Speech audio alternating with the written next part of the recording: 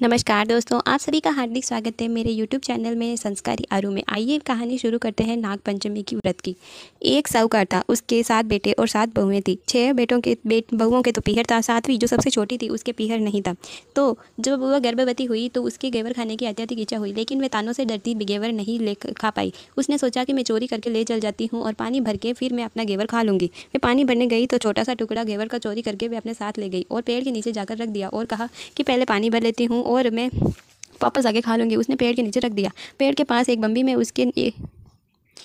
उसमें एक नागिन रहती थी। वह गर्भवती थी। घेवर देखकर नागिन की इच्छा हुई, उसने खाने की हुई। उसने घेवर खा लिया और सोचा कि साहूकार के बेटे की बहू अगर गाली निकालेगी तो मैं उसे काट लूँगी। अगर वह कुछ नहीं कहेगी तो मैं उसे उसका पीहर भी दिखा दूँगी। साहूकार के बेटे की बहू ने देखा कि घेवर वहाँ पर नहीं था, तो इसने विचार किया और कहा कि ऐसे मेरी ही तरह कोई होगी जिसे घेवर खाने की इच्छा हुई होगी। कोई बात नहीं। नागिन बहुत खुश हुई और उसने अपने बेटों से सब बात बताई और कहा कि इंसान का रूप बनाकर जाओ और साहूकार के बेटे के बहू को लेकर आओ।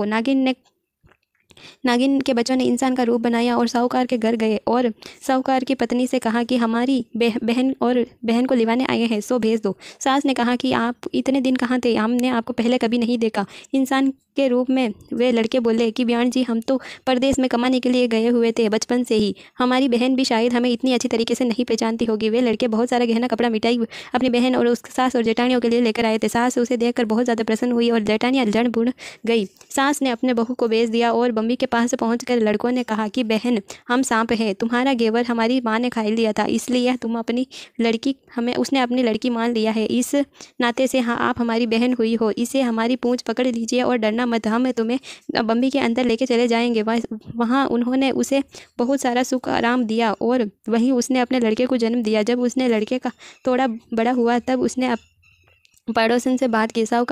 पड़ोसन को साहूकार ने अपने बेटे बहू को सिखाना शुरू कर दिया। अगर तू तेरी माँ की इतनी ही लाडली है तो तेरे माँ कहने कि आज सांपों को दूध मैं पिला दूंगी। पड़ोसन के ताने सुनकर उसने वैसा ही कहा।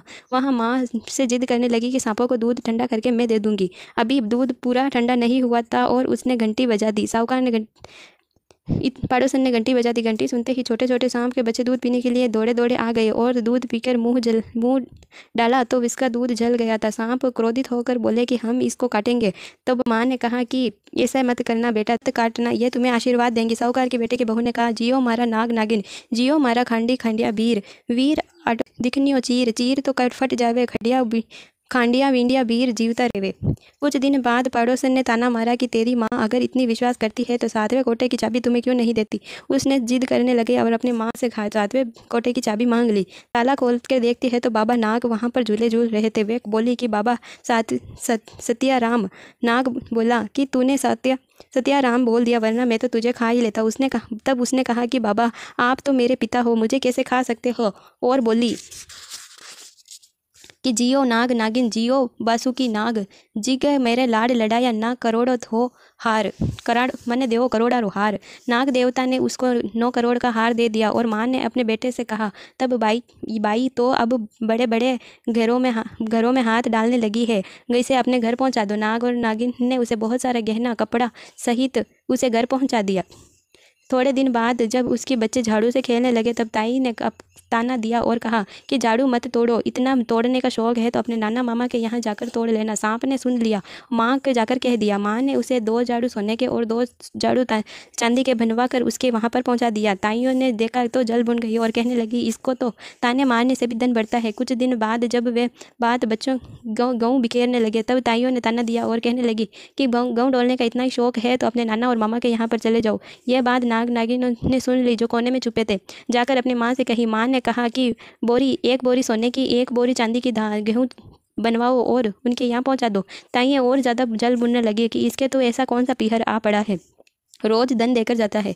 छोटी जेठानी लकड़ियाँ काटने के लिए जा रही थी तब वहाँ पर एक सांप को देखा। तब उसने कहा कि छोटी वाली को बेचती हूँ ताकि उसे काट लेंगे और किस्सा ही खत्म हो जाएगा।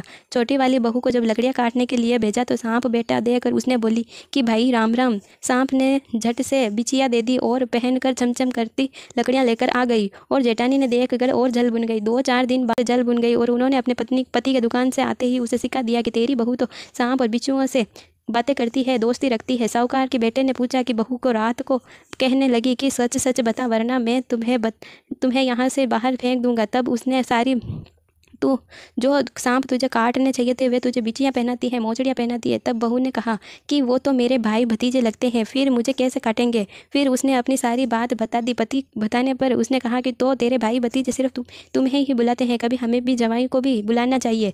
यह बात सांप जो कोने में छुपे थे वे उन लोगों ने सुन लिया और जाके अपनी माँ से कह दिया।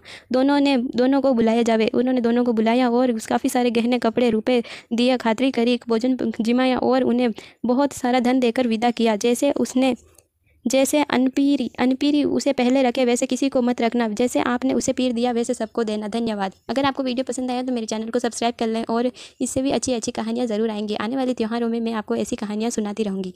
धन्यवाद। Thank you for watching.